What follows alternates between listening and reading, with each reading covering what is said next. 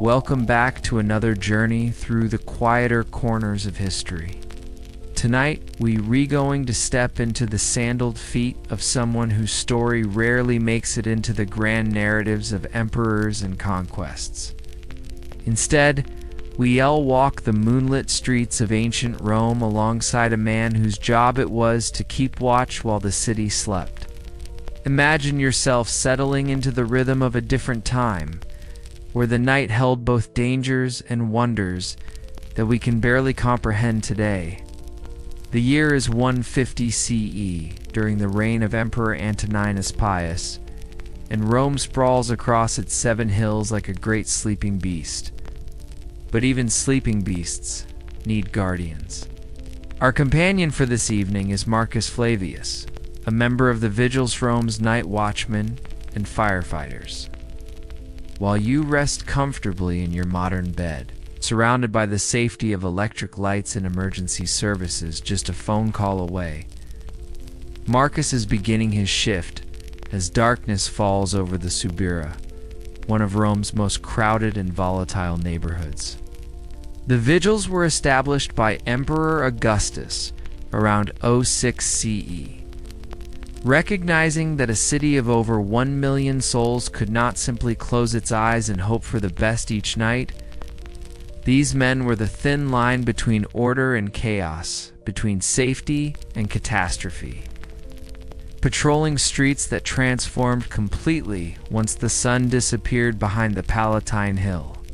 Tonight, we'll follow Marcus through his rounds, experiencing the sights, sounds, and smells of nocturnal Rome. We'll discover that the night shift in an ancient city was far from the quiet, uneventful patrol you might imagine. Instead, it was a complex dance of vigilance, diplomacy, and raw survival in a world where darkness brought out both the best and worst of human nature. So settle in, let your breathing slow, and prepare to walk through history's shadows. The night is young, and Marcus Flavius has miles to cover before dawn breaks over the eternal city. The oil lamp in Marcus Flavius's small apartment flickers as he adjusts his leather belt one final time. The bronze buckle, worn smooth by years of use, catches the weak light as he checks his equipment. His tunic, a practical woolen garment, dyed the deep red that marks him as one of the Vigils, hangs loosely over his frame, comfortable enough for long hours of walking, yet substantial enough to command respect in the darkness ahead. The weight of his responsibilities settles on his shoulders like a familiar cloak. In his belt he carries a small bronze whistle, its surface green with age, used to signal his fellow watchmen across the narrow streets. A short club of seasoned oak hangs at his right side, its grip polished by countless hands before his.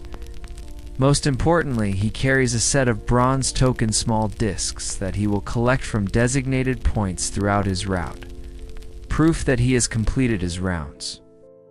As Marcus steps out into the cooling evening air, the transformation of Rome begins to unfold around him. The Subura, which just hours ago bustled with merchants hawking their wares and children playing in the narrow alleys, now takes on a different character entirely. The last of the legitimate shopkeepers are securing their wooden shutters, making a metallic scraping of iron hinges echoing off the towering apartment buildings that loom overhead like ancient skyscrapers. These insulae, as they're called, rise 5 and sometimes 6 stories into the Roman sky, their upper floors jutting out over the streets below, creating a maze of shadows and hiding places. The ground floors house the more prosperous residents, if prosperity can be measured in such a place. While the higher you climb, the poorer and more desperate the inhabitants become. It's a vertical hierarchy of Roman society, with the wealthy literally looking down upon the poor. The air itself tells stories. The lingering scent of garam, that fermented fish sauce so beloved by Romans, mingles with the smoke from countless braziers. The earthy smell of unwashed bodies, and the sharper temps of urine from the public latrines. In the distance, the aroma of bread drifts from one of the few bakeries that operates through the night, feeding the early risers and late workers who keep the city's economy flowing. Marcus begins his patrol at the corner of two major streets, where a small shrine to Mercury stands illuminated by a single oil lamp. The god of merchants and thieves seems particularly appropriate for this neighborhood, where the line between legitimate commerce and criminal enterprise often blurs like watercolors in rain. He touches the bronze amulet at his throat, a small image of Minerva, goddess of wisdom and strategic warfare, and whispers a brief prayer for a quiet night. The cobblestones beneath his feet are still warm from the day's sun, though the evening chill is beginning to creep up from the Tiber River. His footsteps create a steady rhythm. Step, step, pause, listen. Step, step, pause, listen. It's a cadence that will carry him through the next 8 hours, a meditation of vigilance that becomes as natural as breathing. As he turns down a narrow alley between two towering insulates, the sounds of the city's nightlife begin to emerge. From a second-story window comes the soft plucking of a lyre, someone practicing scales or perhaps composing a song for tomorrow's performance in the forum. The melody is hesitant, repetitive, but there's something soothing about its consistency in the gathering darkness. Below, in a ground-floor taberna, voices rise and fall in conversation. The establishment serves wine and simple food to those who cannot afford the luxury of dining in their own homes, which is most of the Subura-S residents. The laughter that spills out into the street has a different quality than daytime mirth. It's edged with the release of tension, the desperate gaiety of people who work hard for little reward and find their joy in stolen moments. Marcus pauses at the tavern's entrance, not to enter, but to observe. This is part of his duty to know who gathers where, to sense the mood of the neighborhood. Inside, he can see the familiar faces. Gaius the rope maker, whose hands are permanently stained with hemp and tar. Livia, a woman who takes in laundry and whose arms are strong enough to wring the necks of troublemakers. And several men whose occupations are less clear but whose presence here is as regular as the tide. The tavern keeper, a grizzled veteran named Quintus who lost his left eye in Germania, nods respectfully to Marcus. There's an understanding between them. Quintus keeps his establishment relatively peaceful, and Marcus doesn't look too closely at the dice games that sometimes happen in the back room. It's a delicate balance, this negotiation between order and the natural chaos of human nature. Moving deeper into his territory, Marcus encounters his first real challenge of the night. A group of young men, not quite boys, not quite adults, has gathered around a street corner where two alleys meet. They're dressed in the simple tunics of the working class, but their posture suggests they're not planning to work tonight. Their conversation stops as Marcus approaches, and he can feel the tension in the air like the static before a thunderstorm. "Evening, Marcus," says their apparent leader, a youth named Brutus, whose father works at the docks. The greeting is respectful but carries an undertone of challenge. These young men exist in a liminal space, too old for the forgiveness granted to children, too young for the respect accorded to adults. The night offers them opportunities for mischief that the day, with its supervisors and responsibilities, does not. Evening, Brutus. Quiet night ahead, I hope. Marcus's voice carries the weight of authority, but also a hint of understanding. He was young once, knew the restless energy that comes with having nothing to do and nowhere to go. Of course, Marcus. Just talking with friends. The words are correct, but the body language tells a different story. Feet shifting, glances exchanged, hands unconsciously checking for whatever weapons or tools they might be carrying. Marcus makes a mental note of their location and continues his rounds. He whoa and arrests them for standing on a street corner that would be both impossible and pointless, but he'll remember where they are. If trouble starts elsewhere in his district tonight, he'll know where to look first. The night air carries other sounds, the distant cry of a baby, the creaking of wooden shutters in the breeze, the soft murmur of prayers from a third-story window where someone seeks divine intervention for tomorrow's troubles. Caught yowls somewhere in the darkness, and Marcus instinctively looks up, checking the roof lines. Thieves sometimes travel the highways of Roman rooftops, jumping from building to building with an agility that would impress even the circus performers. As he rounds another corner, Marcus encounters one of the night's regular sights, a line of men waiting outside. A building marked only by a small oil lamp and the figure of Priapus carved into the doorframe. The brothel operates legally, paying its taxes and keeping its activities within the bounds of Roman law. But it represents one of the many challenges of night patrol. Drunken customers, territorial disputes between working women, and the occasional robbery are all part of the vigil's regular concerns. The madam, a woman named Claudia, whose painted face and elaborate hairstyle suggest a prosperity that may or may not be real, emerges to speak with Marcus. She's learned that cooperation with the vigils makes her business run more smoothly, and Marcus has learned that a well-run brothel can actually help maintain order in the neighborhood by providing an outlet for certain kinds of tension. Any problems tonight, Claudia? Not yet, Marcus. Had to ban that sailor from last week. He gets too rough when he drinks. But otherwise, business as usual. Marcus nods and moves on. The transaction is simple. She keeps her establishment orderly, and he doesn't create unnecessary difficulties for her legal business. It's a pragmatic arrangement that acknowledges the realities of Roman urban life. The patrol continues through the maze of streets, each corner offering new scenes of nocturnal activity.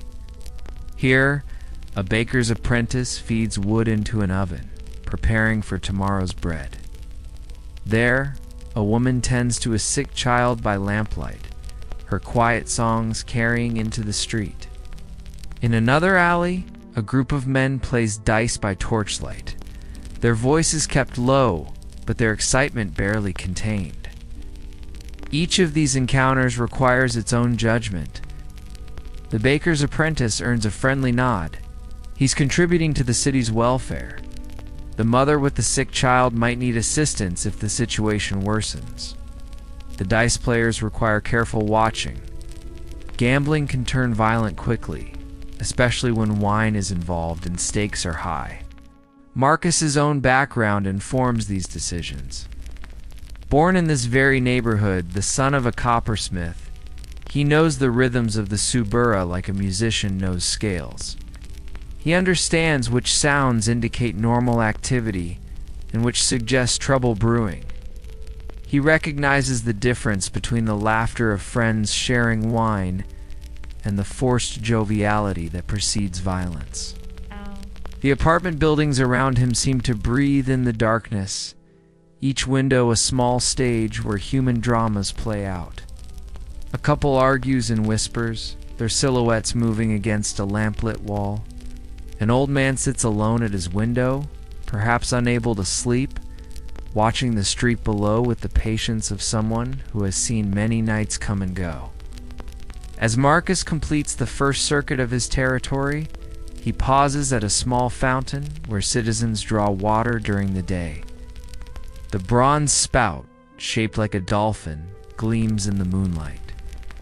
He cups his hands and drinks deeply, the water cool and slightly metallic, tasting of the pipes that carry it from the aqueducts that snake across the Roman countryside. The night is still young, and already Marcus has navigated a dozen small situations that could have escalated into larger problems. This is the true nature of his work, not the dramatic confrontations of legend, but the constant, subtle management of a community's tensions and needs. Each decision he makes ripples outward through the neighborhood, affecting the delicate balance that keeps a million people living together in relative peace. As he prepares to begin his second round, Marcus reflects on the weight of his responsibilities. He is more than a watchman, he is a guardian of the social order, a keeper of the peace in a city where peace is never guaranteed. The darkness ahead holds more challenges, more decisions, more moments where his judgment will determine whether the Subura sleeps safely or erupts into chaos. The oil lamps flicker in their holders, casting dancing shadows on the walls of the insulate. Somewhere in the distance, a night bird calls, its voice mixing with the human sounds of the city. Marcus Flavius adjusts his belt, checks his whistle, and steps forward into the darkness, ready for whatever the Roman night might bring. The man we follow through these dark streets was not born to this calling. Marcus Flavius entered the world 32 years ago, in a cramped apartment on the 4th floor of an insula not far from where he now walks. His father, Lucius Flavius, worked copper and bronze in a small shop near the Forum Boreum, the cattle market where the lowing of animals mixed with the shouts of merchants from dawn until dusk. Young Marcus learned early that survival in Rome required both strength and cunning. The Subura of his childhood was, if anything, more dangerous than it is now. Emperor Trajan's building projects and infrastructure improvements had not yet reached into every corner of the city, and the vigils were still a relatively new institution. Their methods and authorities still being tested against the old chaos of Roman knights. His mother, Claudia, sharing her name with countless Roman women of modest birth, took in weaving to supplement the family income. Marcus can still remember the sound of her loom in the early morning hours. The wooden shuttle sliding back and forth with a rhythm that seemed to match his own heartbeat.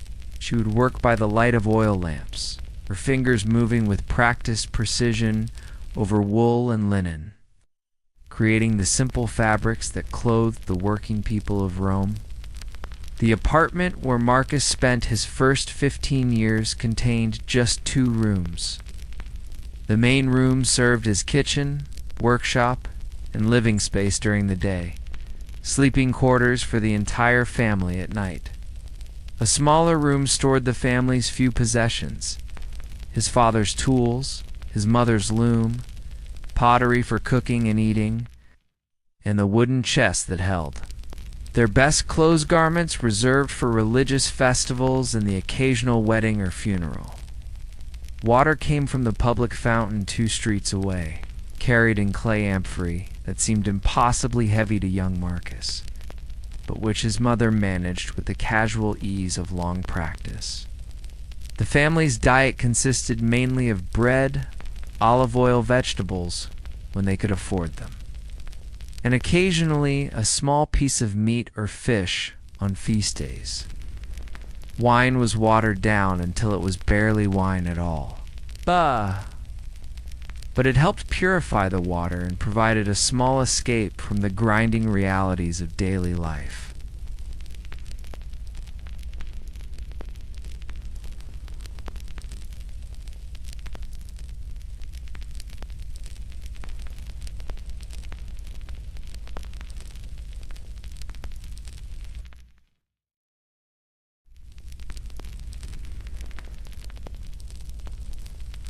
His mathematical training came from helping his father calculate the cost of bronze and the prices of finished goods. History lessons emerged from the stories told by veterans who gathered in the neighborhood taverns.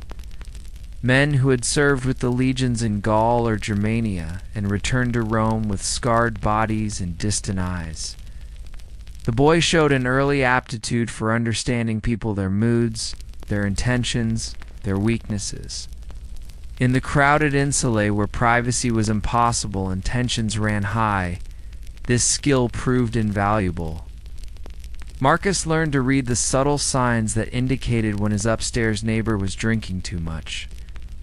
When the couple next door was about to begin one of their legendary fights, when the young men from the streets were planning mischief that might affect the entire building. His path toward joining the vigils began with tragedy. When Marcus was 17, a fire started in a bakery 3 blocks from his home. In those days, before the vigils had fully established their firefighting procedures, such blazes could consume entire neighborhoods. The fire spread from building to building with terrifying speed, fed by the wooden construction and the close quarters of the insulae. Marcus's building was not destroyed, but many of his neighbors lost everything they owned. More importantly, he witnessed the chaos that followed the looting, the panic, the complete breakdown of order that accompanied the disaster. He saw how quickly a civilized neighborhood could become a wasteland where only the strong survived and the weak were trampled underfoot. But he also saw the vigils at work. The men arrived not with the mechanical efficiency of modern firefighters, but with a grim determination that impressed the young Marcus. They formed bucket brigades, organized evacuations, and maintained order even as the flames threatened to engulf them. When the fire was finally contained, they remained to patrol the damaged areas, preventing the desperate from preying upon the unfortunate. One of these men was Gaius Varro, veteran vigil whose scarred hands and calm demeanor suggested years of such emergencies. Marcus approached him after the crisis had passed, asking what it took to join their ranks. Varro studied the young man carefully before responding. "It's not glorious work," Varro said, his voice hoarse from smoke and shouting. "Most nights, nothing happens. We walk the same streets over and over, checking the same corners, talking to the same people. When something does happen, it's usually ugly fires, fights, thieves, worse things. The pay is modest, the hours are terrible. Half the people you trying to protect think you more trouble than the problems you preventing." Marcus nodded, understanding that this was both a warning and a test. But somebody has to do it. Somebody has to do it, Varro agreed. And not just anybody can. ... suit. You need to be strong enough to handle trouble when it comes, but smart enough to prevent it in the first place. You need to know when to be firm and when to be flexible. Most importantly, you need to understand that this job is about about keeping the peace for everyone else. The recruitment process was straightforward but demanding. Marcus had to demonstrate physical fitness through a series of tests: lifting heavy buckets, climbing walls, running specified distances without losing his breath. More challenging were the situational assessments, where experienced vigils presented him with scenarios and evaluated his responses.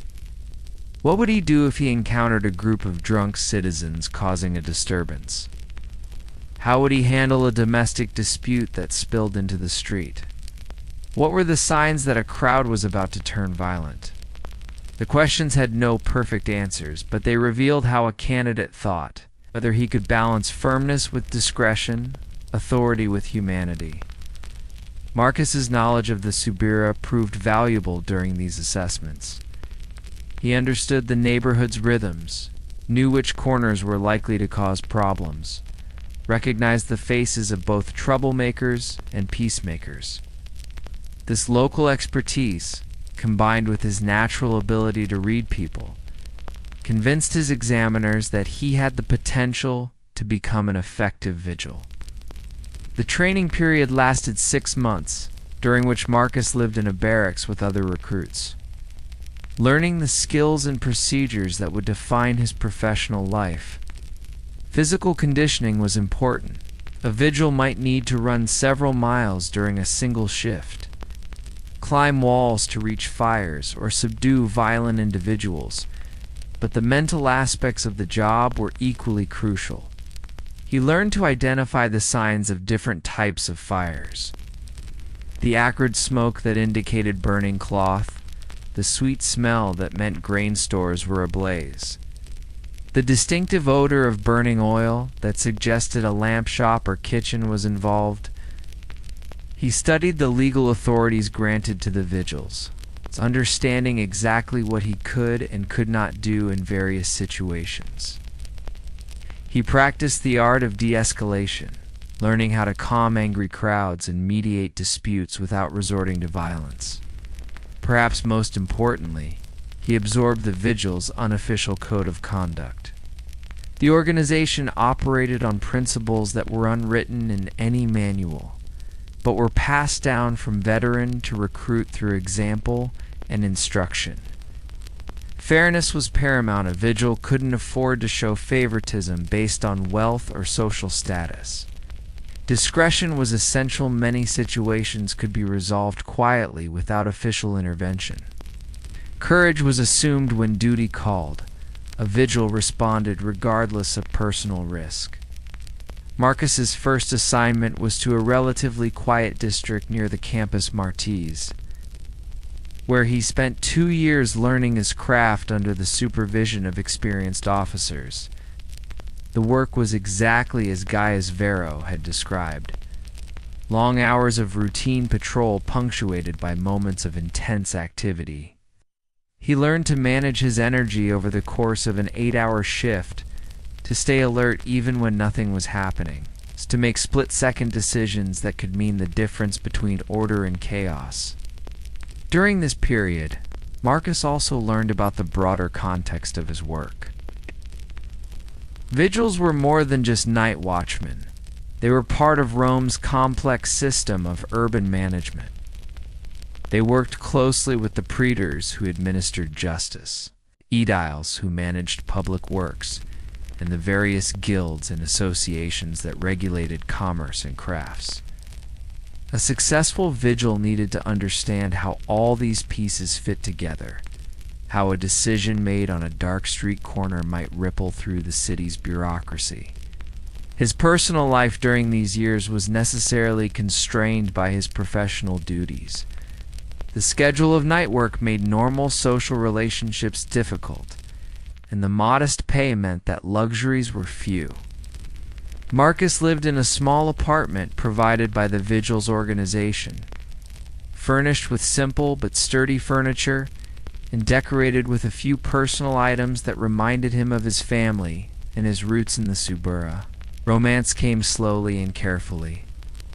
At 25, Marcus met Julia, a woman who worked as a seamstress in a shop near the Pantheon. She was the daughter of a freedman who had established a modest but successful business, and she possessed the rare combination of practical skills and gentle nature that made her attractive to a man whose work exposed him to the rougher aspects of human nature. Their courtship followed the traditional patterns, with Marcus visiting Julia's family home under the watchful eyes of her father and brothers. The vigil's reputation helped in these negotiations. While the pay was modest, the job offered stability and respectability. Marcus was clearly a man who took his responsibilities seriously, who could be trusted to provide for a family. They married in a simple ceremony attended by family and Marcus's fellow vigils. The celebration was held in the courtyard of Julia's father's shop, with wine and food that represented the best the combined families could afford. For Marcus, the wedding marked not just a personal milestone, but a deeper integration into the community he served. He was no longer just a vigil. He was a husband, a member of a family, a man with stakes in the peace and prosperity of Rome. The young couple established their household in a ground-floor apartment in the Suburra, near enough to Marcus's childhood home that he could help care for his aging parents. Julia's skills as a seamstress provided additional income, and her connections in the business community gave Marcus's valuable insights into the economic currents that affected his patrol area. Their first child, a son they named Lucius after Marcus's father, was born during Marcus's 5th year as a vigil. The birth transformed his understanding of his work in ways he had not anticipated. Walking the dark streets now carried additional weight.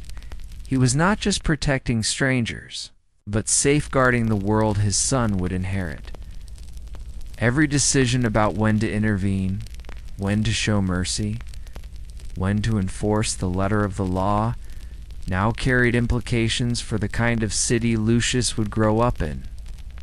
The promotion to patrol leader came after 7 years of exemplary service.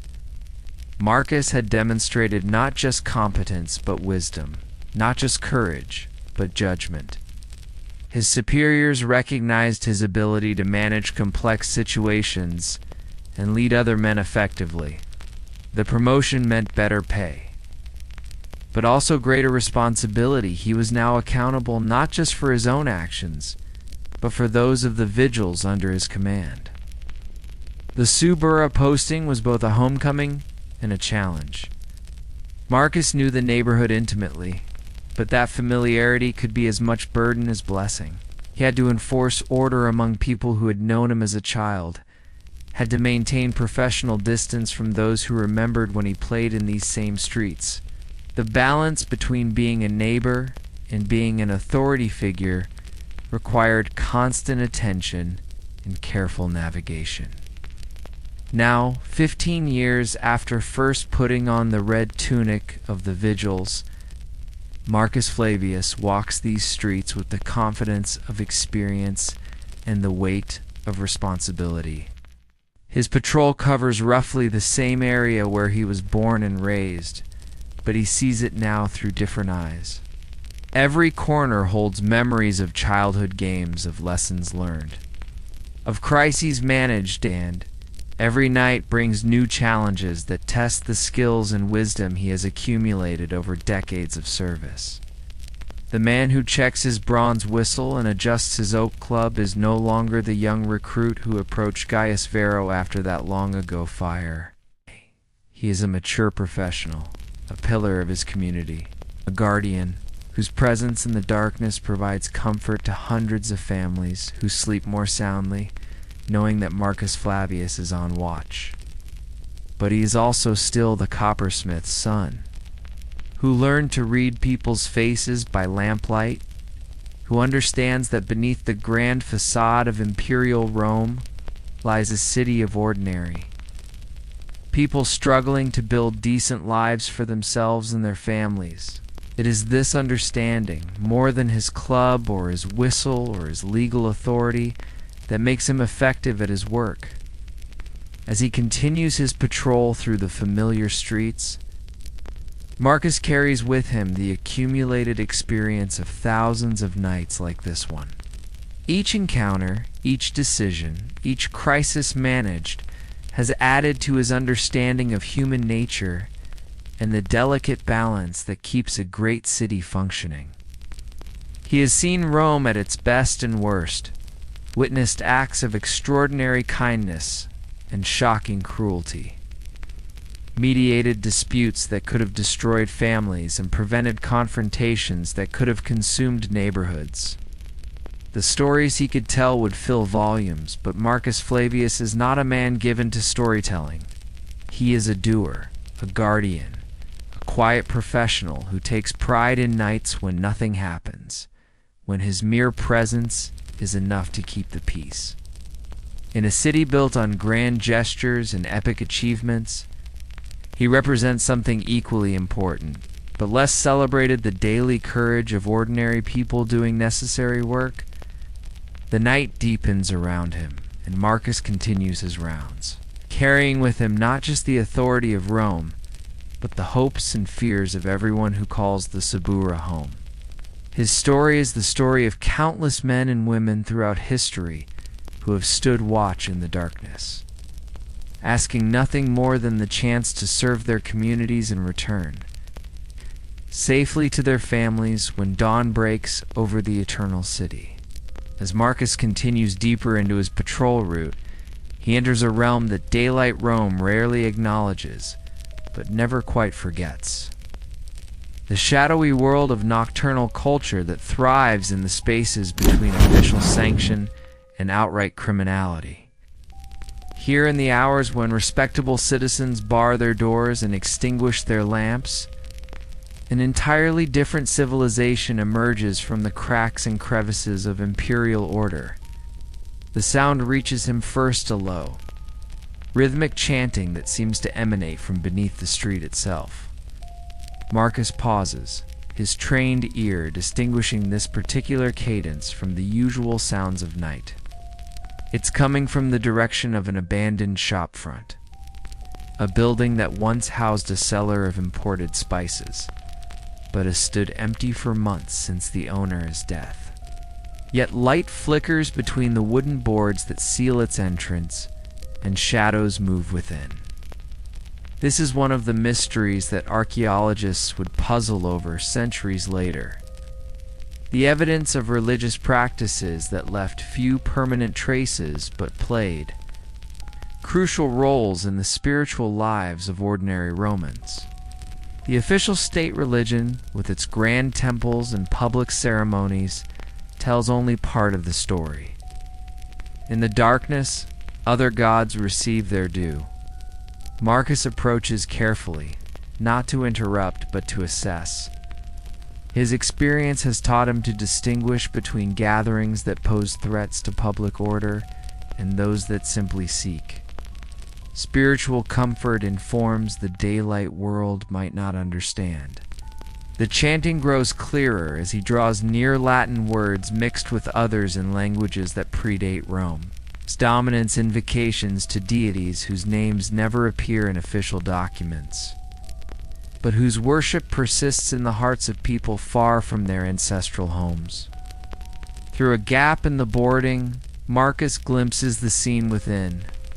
Perhaps 20 people, mostly women, but including a few men, kneel in a circle around a small altar improvised from stacked bricks.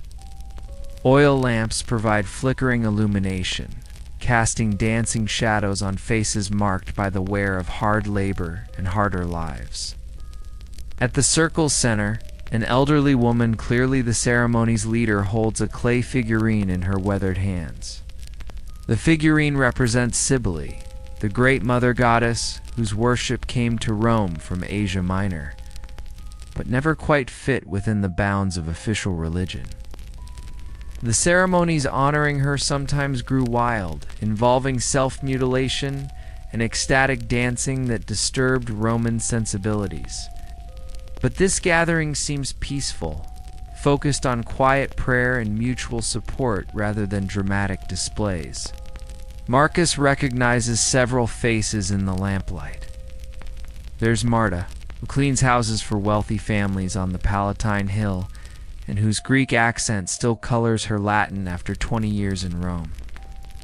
Beside her kneels Titus, a dock worker whose Syrian features and calloused hands tell the story of a man far from home, seeking connection with the divine in whatever form he can find. These are not conspirators or criminals, but immigrants and citizens whose spiritual needs extend beyond what the official temples can provide. Oh. They gather in secret not because their worship is illegal. Rome has always been remarkably tolerant of foreign religions, but because it is private, personal, connected to memories of homelands and traditions that the grand public ceremonies cannot touch. The mystery lies not in what they are redoing, but in how completely such practices have vanished from the historical record. Oh. No official documents mention these gatherings. No inscriptions commemorate their prayers, yet they represent a crucial aspect of Roman religious life, the personal, emotional dimension of faith that complemented but did not replace the civic rituals that bound the empire together. Marcus makes a note of the gathering's peaceful nature and moves on.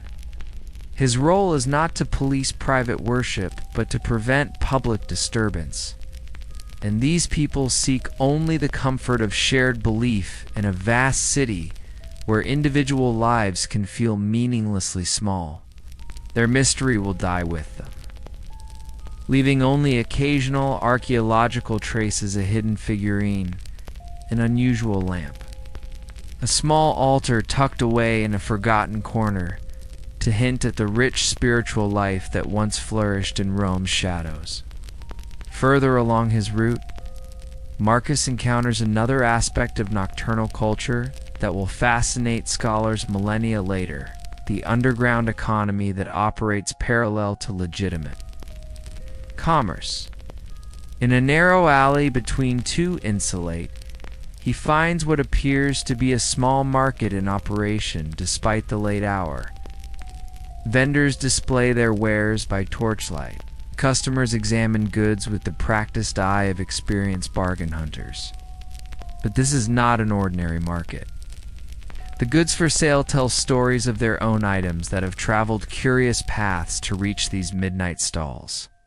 Here, a woman offers silk that bears the distinctive patterns of far-off China, a fabric that should have passed through official import channels and paid appropriate taxes. There, a man displays jewelry that gleams with the particular luster of recently polished gold, eases whose origins and previous ownership remain diplomatically unquestioned. The cultural significance of these midnight markets extends beyond simple commerce. They represent Rome's position as the center of a vast trade network, a destination where goods from across the known world inevitably found their way, often through channels that bypassed official oversight.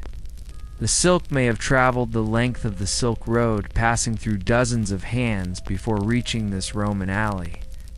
The jewelry might have originated in Celtic Britain, Germanic territories, or the gold mines of Dacia. Marcus observes the careful etiquette that governs these transactions. Prices are negotiated in whispers, payments made in small denominations that attract no attention. Vendors and customers alike maintain the fiction that everything is perfectly legitimate, while everyone involved understands the true nature of the commerce. It's a delicate dance of plausible deniability that allows the market to function without openly challenging Roman law. The mystery for future archaeologists will lie in tracing these networks of exchange. Official records show only a fraction of the goods that actually move through the empire. The midnight markets, the unofficial trade routes, the complex relationships between legitimate merchants, and their shadow counterparts all of this economic activity left minimal documentary evidence but played crucial roles in Roman prosperity. A vendor approaches Marcus, not to offer him goods, but to demonstrate the market's commitment to peaceful operation. She's a middle-aged woman whose expensive but practical clothing suggests success in whatever business brings her here after midnight. Her approach is respectful but confident, the manner of someone who understands the importance of maintaining good relationships with local authority. Evening, Marcus. Quiet night for business, thankfully. Her words carry multiple meanings. She's acknowledging his presence, confirming the market's peaceful intentions, and subtly reminding him that this commerce, whatever its exact legal status, provides livelihoods for dozens of families in the neighborhood. Marcus nods and continues his patrol. His understanding with these nocturnal merchants mirrors his relationship with many aspects of night culture. As long as they maintain order, and avoid attracting unwanted attention, he won't look too closely at the technical details of their operations. It's a pragmatic arrangement that acknowledges the complex realities of governing a diverse cosmopolitan city. As he moves deeper into the suburb's maze of streets, Marcus encounters evidence of another cultural phenomenon that will key historians: the informal networks of information and communication that operated parallel to official channels. In a small courtyard hidden between towering insulae, he finds a gathering that appears to be simply a group of friends sharing wine and conversation. But his experienced eye recognizes something more significant. The participants represent a cross-section of Roman occupations: a scribe from a government office, a merchant who trades. With Germanic tribes, a sailor recently returned from Alexandria, a woman who manages a successful bakery, and several others whose varied backgrounds would rarely bring them together in daylight. Yet here they sit, sharing not just wine and food, but information news from distant provinces. Rumors about political changes, reports of economic opportunities, warnings about threats to security. This is Rome's unofficial intelligence network, a system of information exchange that supplemented and sometimes competed with official communications. The scribe might share whispers from the bureaucracy, while the sailor contributes observations from his travels. The merchant provides insights into economic trends, while the bakery owner reports on neighborhood sentiments. Together, they create a picture of the empire that no single official source could provide. The cultural importance of these information networks cannot be overstated. In an age before mass communication, when official news traveled slowly and often arrived filtered through multiple layers of authority, these informal gatherings provided citizens with the intelligence they needed to make informed decisions about their lives and businesses. A warning about grain shortages could help a baker adjust his purchasing. News of military campaigns might influence a merchant's trading plans. Rumors of political changes could prompt families to reconsider their loyalties and affiliations. Marcus recognizes several faces in the courtyard people he knows to be reliable sources of neighborhood intelligence. Their gathering poses no threat to public order, but it represents a form of power that exists outside official channels. These are the people who often know about problems before the authorities do, who can mobilize community responses more quickly than bureaucratic processes allow. The mystery that will puzzle future scholars lies in documenting these networks. They left no written records, maintained no formal organization, yet they influenced decisions at every level of Roman society. Merchants, politicians, military commanders, and ordinary citizens all participated in and benefited from this unofficial intelligence system. Yet its very informality made it invisible to traditional historical documentation. As Marcus observes the gathering, he reflects on his own role within these networks. As a vigil, he's both a source of information and a recipient of it. The intelligence he gathers during his patrols, which neighborhoods are restless, which businesses are struggling, which individuals are causing concern, flows upward through official channels, but also spreads laterally through informal connections. Similarly, warnings and insights from the community often reach him through personal relationships rather than formal reports. The evening continues to reveal layers of nocturnal culture that daylight Rome pretends not to see. In a basement beneath a legitimate tavern, Marcus discovers evidence of gambling that goes far beyond the simple dice games tolerated in neighborhood establishments. Here, wealthy Romans, their expensive clothing and soft hands marking them as members of the upper, Classes wager sums that could support working families for months. The cultural significance extends beyond the gambling itself to what it reveals about Roman social dynamics. In daylight, these men would maintain careful distinctions of rank and status, acknowledging the hierarchies that governed official interactions. But here in the darkness, surrounded by the democracy of risk, a senator's son might find himself owing money to a successful freedman. A patrician merchant might seek loans from a plebeian banker. The games themselves reflect Rome's cosmopolitan nature. Dice games borrowed from Celtic traditions compete with card games learned from Asian traders. Betting systems incorporate mathematical concepts developed by Greek scholars and refined by Egyptian accountants. The gambling culture that emerges is distinctly Roman, but built from elements gathered across the empire. Marcus makes mental notes about who's present and how much money appears to be changing hands. Gambling, like many nocturnal activities, exists in a legal gray area. Small wagers among friends are overlooked. Large-scale operations that might threaten social stability or provide venues for other crimes require more careful monitoring. The challenge lies in distinguishing between harmless recreation and dangerous excess. As dawn approaches, Marcus encounters one final aspect of nocturnal culture that will mystify archaeologists: the temporary art that decorates Rome's walls during the hours of darkness. Using chalk, charcoal, and occasionally more permanent materials, anonymous artists have transformed blank walls into galleries of commentary, humor, and beauty that will vanish with the morning light.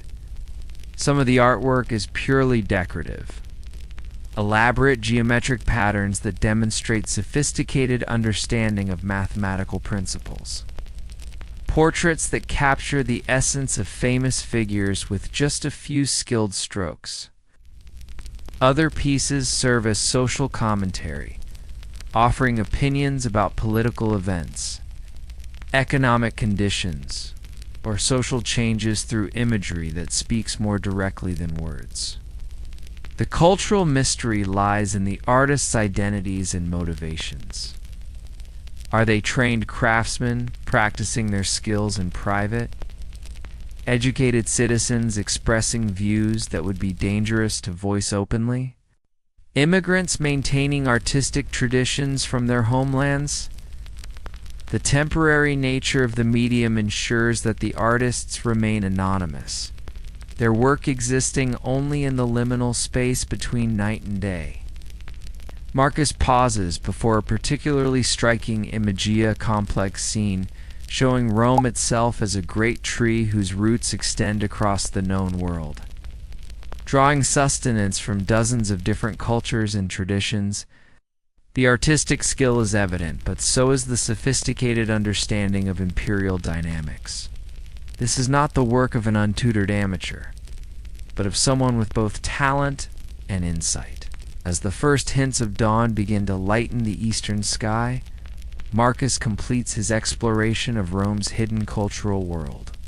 The mysteries he has witnessed, the secret religious gatherings, the shadow markets, the information networks, the underground gambling, the temporary art, present aspects of Roman life that will leave only fragmentary traces for future scholars to puzzle over. These nocturnal cultures served crucial functions in the life of the empire. They provided spiritual comfort for those whose needs extended beyond official religion, economic opportunities for those excluded from legitimate commerce, information for those who needed to understand their world, creation for those seeking escape from social constraints, and artistic expression for those with talents but no formal outlets. Yet their very existence was predicated on remaining hidden, on operating in the spaces between official acknowledgement and outright prohibition. They represent the empire's remarkable ability to accommodate diversity and creativity, while maintaining the facades of order and conformity that official culture demanded. As Marcus prepares to begin the final phase of his patrol, he carries with him the knowledge of these hidden worlds. His understanding of nocturnal Rome extends far beyond the simple maintenance of public order to encompass the complex web of relationships, activities, and needs that emerge when the sun sets over the eternal city. It is this deeper knowledge, more than his authority or his weapons, that makes him effective at his work. The recognition that keeping the peace requires understanding not just what people do in the light, but what they need to do in the darkness. As the night deepens toward its darkest hour, Marcus's patrol route takes an unexpected turn. A messenger approaches him with hurried steps, his torch casting wild shadows against the walls of the insulae. The young man wears the distinctive tunic of a household slave from the Palatine Hill, and his presence in the Subura at this hour suggests urgent business that cannot wait for dawn. Vigil Marcus, I bring word from the house of Senator Gaius Cornelius Maximus. There's been an incident near the Forum Romanum. Your presence is requested. The messenger's breathing is labored, suggesting he has run considerable distance to find Marcus specifically. This is both an honor and a burden. To be summoned by one of Rome's most powerful families indicates trust in his abilities. But it also means leaving his regular patrol to handle whatever crisis has emerged in the city's most prestigious district. Marcus signals to one of his subordinates to continue the Subura patrol and follows the messenger through streets that grow progressively wider and cleaner as they move away from the crowded tenements toward the heart of imperial power. The contrast between the two worlds of Rome becomes immediately apparent as they walk. Where the suburbs' narrow alleys echo with the sounds of working people, crying children, arguing couples, the late-night activities of those who must rise before dawn, the approach to the Forum is marked by an almost oppressive quiet. Here, the buildings are constructed of stone rather than wood and brick, their walls thick enough to muffle sound, and their windows placed high enough to ensure privacy. The streets are wider, allowing for the passage of litters and carriages that would never fit through the suburbs' cramped passages. Most tellingly, the air itself is different, cleaner, carrying the sense of expensive perfumes and exotic spices rather than the earthier aromas of crowded humanity. As they near the Forum, Marcus can see the scene that has prompted his summons. A small crowd has gathered around what appears to be an overturned litter, its silk curtains torn and its wooden frame splintered against the stone pavement.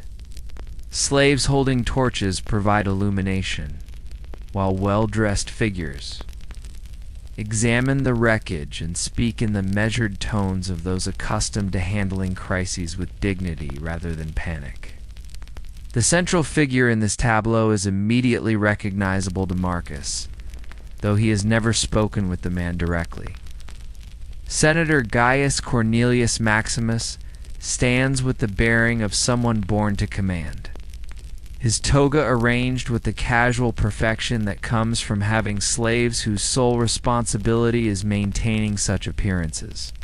Despite the late hour and the obvious stress of the situation, he appears completely composed, as if dealing with overturned litters and midnight crises is simply another aspect of senatorial duty. Beside him stands a woman whose expensive stola and elaborate hairstyle mark her as a member of the patrician class, though her disheveled appearance suggests she was the litter's passenger when whatever incident occurred took place. Her jewelry catches the torch-like gold and gems that represent more wealth than most Subura residents will see in their lifetimes. But her face shows the universal human response to sudden danger. confusion, fear, and the shaky relief of having survived whatever happened. Vigil Marcus, the senator's voice, carries the educated accent of the Roman elite. Each word pronounced with the precision that comes from rhetorical training and years of public speaking. I apologize for summoning you from your regular duties, but this matter requires someone with your particular expertise in managing delicate situations. Marcus nods respectfully, understanding that the senator's carefully chosen words carry multiple meanings. A delicate situation in the world of Roman elite politics often involves considerations far beyond simple law enforcement questions of reputation, political alliances, social standing that can be as important as whatever actual crime or accident has occurred. The woman who introduces herself as Claudia Maxima, the senator's wife, provides the details of the incident. She had been returning from a dinner party at the home of another senator's family, traveling in her litter with the usual escort of household slaves. As they passed through a section of street near the Forum, where construction work had created temporary obstacles, they were approached by a group of young men who initially appeared to be simple beggars seeking alms. But their manner was wrong, Claudia explains, her voice steady despite the obvious strain of recounting the experience. They were too organized, too confident. When my slaves attempted to continue past them, they became aggressive, demanding not just money, but access to the litter itself. When we refused, they overturned it, clearly intending to rob whatever they could find. The incident reveals the complex social dynamics that operate when Rome's different worlds collide. The young men who fled when the senator's household slaves began fighting back were almost certainly from neighborhoods like the Subura, drawn by the opportunity to acquire in one night what they might never earn through legitimate work. The attack represents more than simple robbery. It's a violation of the social order that normally keeps the city's different classes safely separated. Marcus examines the overturned litter with the practiced eye of someone who has investigated countless such scenes. The damage is extensive, but not random. The attackers knew exactly what they were looking for and where to find it. The silk curtains have been torn in specific patterns, suggesting they were searching for hidden compartments where valuable items might be concealed. The wooden frame shows tool marks, indicating the robbers came prepared with implements for breaking into secured areas. More significantly, the attack shows signs of planning and coordination that distinguish it from the opportunistic crimes that usually occur when desperate individuals encounter wealthy targets. This was organized, executed by people who had studied the senator's family's routines and identified this particular location as ideal for their purposes. The slaves who defended us, Senator Maximus adds, reported that the attackers seemed familiar with our household's usual security arrangements. They knew which slaves would be armed, which positions they would take, how many escorts typically accompany the litter. This suggests someone with intimate knowledge of our family's practices. The implications are disturbing on multiple levels. If the attackers had inside information, it suggests either corruption within the senator, its household, or surveillance that indicates a more sophisticated criminal organization than the random street gangs that usually prey on wealthy targets. Either possibility represents a threat to the social order that extends far beyond this single incident. Marcus begins the delicate process of investigation, aware that his handling of this matter will be scrutinized, not just by the senator and his family, but by the broader elite community that watches how the city. Authorities respond to threats against their security. His approach must balance thoroughness with discretion, ensuring that justice is served while avoiding the kind of public attention that might encourage similar attacks. The questioning of witnesses reveals the broader context of the evening's events. The dinner party from which Claudia was returning had been attended by several of Rome's most powerful families, including senators, wealthy merchants, and even a few foreign dignitaries visiting the capital. The guest list itself represents a concentration of wealth and power that would attract the attention of anyone planning criminal activities. More interesting is the timing of the attack. The robbers struck at the precise moment when Claudia's litter was most vulnerable, passing through a construction area where normal traffic patterns were disrupted. At an hour when legitimate foot traffic was minimal, but early enough that household slaves would not yet be expecting their mistress's return. This level of planning suggests careful observation and detailed knowledge of elite social customs. As Marcus continues his investigation, he becomes aware of the cultural dimensions of the incident. The attack represents not just a crime, but a collision between two different worlds of Roman society. The desperate poverty of the Subura and the conspicuous wealth of the Palatine Hill. The young men who attacked the litter were likely motivated by more than simple greed. Their actions reflect the resentment and frustration that simmer beneath the surface of Roman social harmony. For the attackers, the senator's family represents everything they will never have: security, comfort, respect, opportunity. The litter itself, with its silk curtains and golden fittings, probably cost more than they could earn in several years of legitimate work. The jewelry worn by Claudia could have supported their families for generations. In their eyes, the robbery might have seemed less like theft than like claiming their share of Rome's prosperity. From the senator's perspective, attack represents a fundamental violation of the social contract that allows Roman society to function. The elite families accept certain responsibilities, funding public works, providing entertainment for the masses, maintaining the political and economic systems that keep the empire running in exchange for security and privilege. When that security is threatened, it calls into question the entire structure of Roman civilization. The investigation reveals connections that extend far beyond the immediate incident. Several other elite families have reported similar attacks in recent months, all showing the same signs of careful planning and inside knowledge. A pattern emerges of organized criminal activity that targets not just individual, wealthy families, but the sense of security that allows Roman high society to function, Marcus realizes. He is dealing with something more sophisticated than typical street crime.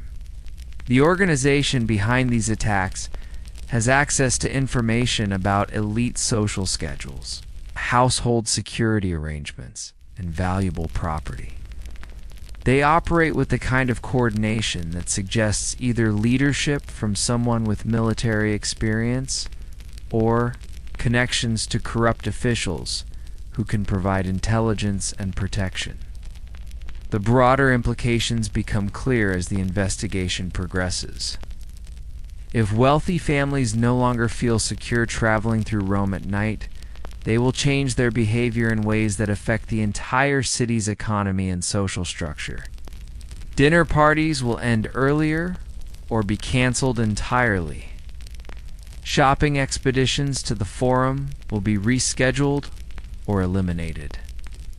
The vibrant nightlife that characterizes elite Roman society will retreat behind the walls of heavily guarded compounds. These changes will ripple through all levels of society. The slaves who carry litters, the merchants who sell luxury goods, the entertainers who perform at evening parties, the craftsmen who create the art and jewelry that adorn elite homes, all will feel the economic impact of increased security concerns. The attack on Senator Maximus's family represents a threat to the complex web of relationships that keeps Roman society functioning. As dawn approaches, Marcus has assembled a clear picture of both the immediate crime and its broader significance. The attack was carried out by a criminal organization that has studied elite Roman society with the same careful attention that military commanders devote to enemy territories. They understand the routines, the vulnerabilities, and the psychological impact of their actions. But he has also gained insight into the deeper social tensions that make such crimes possible. The vast inequality between Rome's different classes creates both the motivation for such attacks and the opportunities they exploit. The very wealth that makes elite families attractive targets also creates the desperate poverty that drives young men to risk everything for a chance at a better life. The resolution of the case will require more than simply catching the immediate perpetrators. It will demand a careful balancing of justice and discretion, punishment and understanding. The senator's family deserves security and the satisfaction of seeing those who attacked them brought to justice. But the young men involved are products of a system that offers them few legitimate paths to prosperity. Marcus's report to his superiors will reflect these complexities. He will recommend increased security measures for elite families, but also suggests attention to the underlying social conditions that make such crimes attractive to desperate young Romans. The solution lies not just in better law enforcement, but in addressing the inequalities that create the tensions he has witnessed tonight, as he prepares to return to the Subura and complete his regular patrol. Marcus reflects on the evening's events. In the space of a few hours, he has witnessed the collision between Rome's different social worlds, the hidden night culture of the poor, and the vulnerable privilege of the rich. His role as a vigil places him at the intersection of these worlds, responsible for maintaining a peace that depends on keeping them in careful balance. The attack on Senator Maximus's family will have consequences that extend far beyond the immediate participants. It will influence how Rome's elite think about security, how they interact with the city's lower classes, how they understand their own place in the complex hierarchy of imperial society. But it will also affect how ordinary Romans view their relationship with the powerful, their opportunities for advancement, and their faith in the justice of the system that governs their lives. Marcus Flavius, the coppersmith's son who became a guardian of Roman order, spent his night managing the delicate relationships that keep a great city functioning. From the religious ceremonies and abandoned shops to the criminal enterprises that threaten social stability, from the informal networks that share information to the formal hierarchies that concentrate power, he has navigated the complex currents of Roman urban life. As the first light of dawn begins to illuminate the Forum's marble columns and the Subura-esque crowded insulae alike, Marcus prepares to end his shift with the satisfaction of duties performed and challenges met. The night has revealed both the strengths and the vulnerabilities of Roman civilization, the remarkable diversity of human experience that coexists within the empire's boundaries, and the constant vigilance required to maintain the peace that allows such complexity to flourish. The eastern horizon blushes with the first hint of dawn as Marcus Flavius makes his final rounds through the Subura.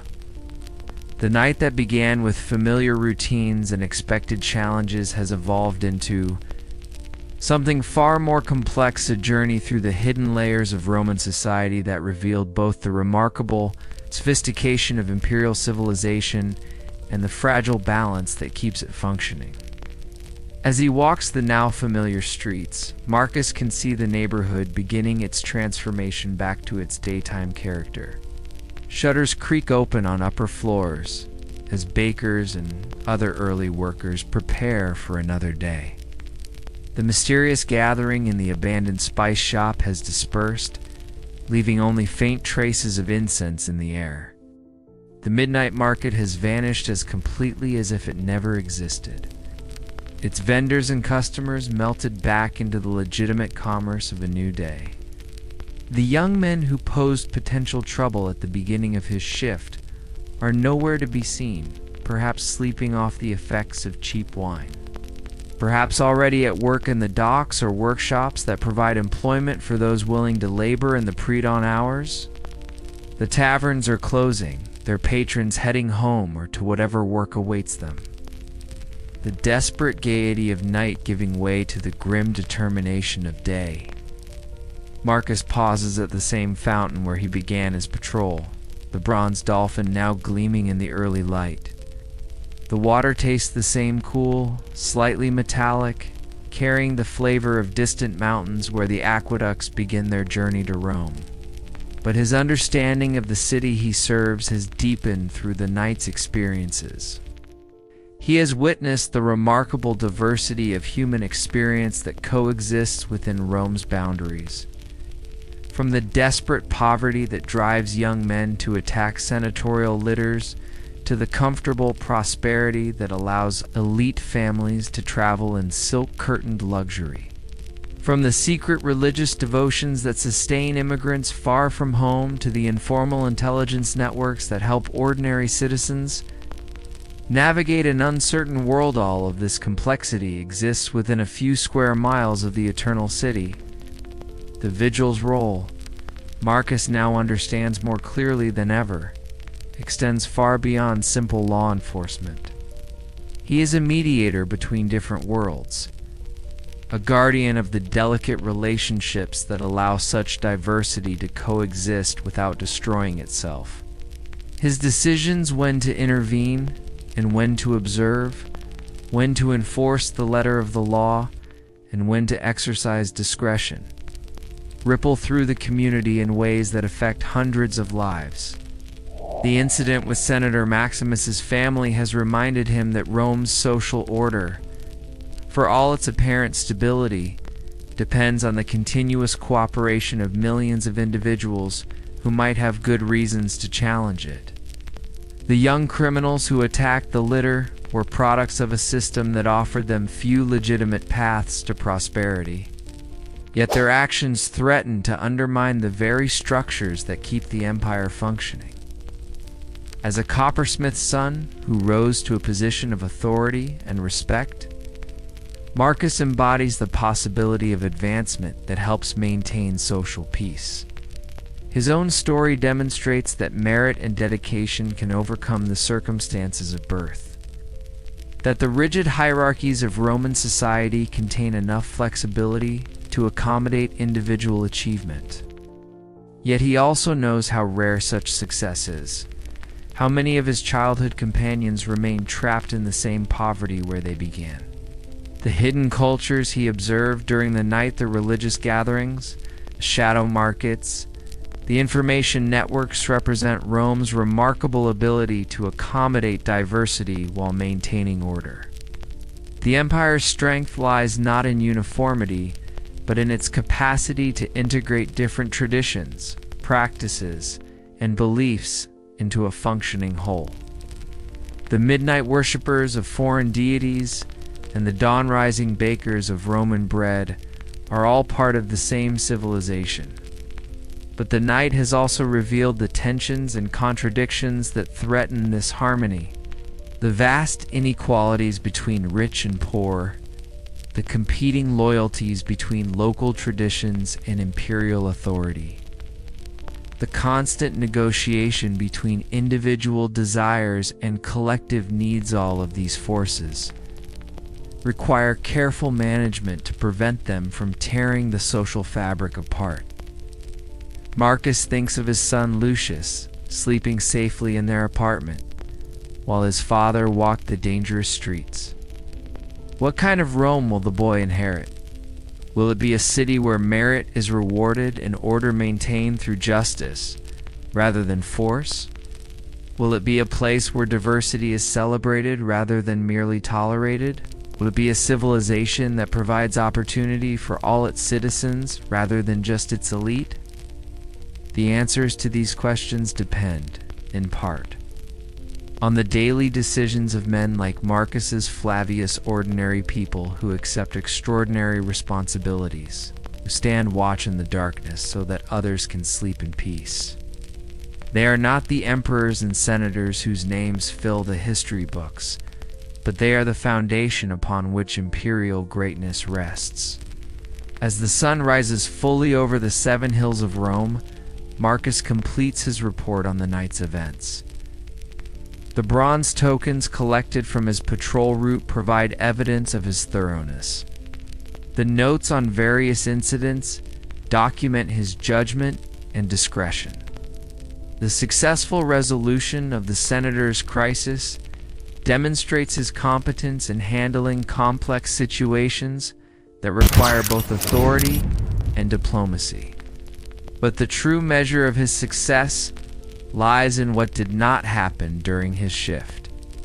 Fires that were prevented by vigilant observation, fights that were diffused by timely intervention, crimes that were deterred by visible presence, misunderstandings that were resolved through patient explanation.